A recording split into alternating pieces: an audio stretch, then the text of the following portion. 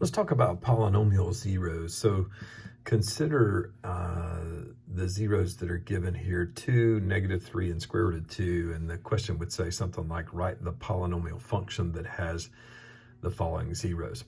Well, one of the things that we should know is that when you have the square root of 2 as a 0, then its conjugate has to be there also. So if the square root of 2 is a 0, then negative square root of 2 is a 0. And so sometimes they don't give you those. They're expecting you to know to write the other one.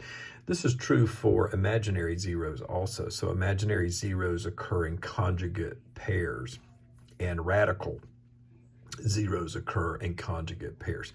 So they gave us this one, so we know that one's there. So what we do then is write, using these zeros, we write the factors. So if 2 is a 0, then the factor x minus 2 is there. So it's x minus whatever the 0 is. So x minus 2. This would be x minus -3 for this one.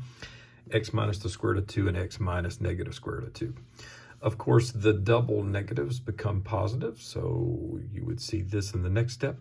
What you want to do is multiply these two together using the FOIL method to get this, and then simplify it to get this. This comes from over here because these are conjugates.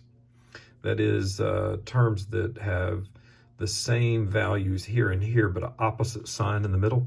Because they're conjugates, you only have to multiply the first terms, x times x, to get x squared, and then square root of 2 times square root of 2 is 2, and a negative times a positive is a negative. So we end up with that.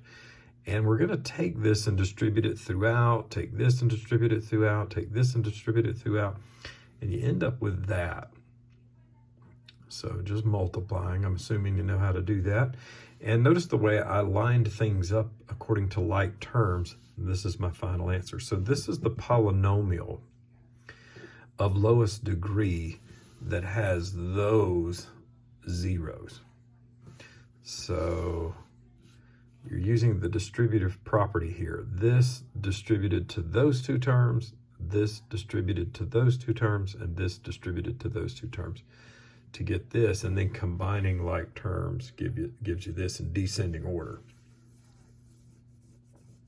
All right, see ya.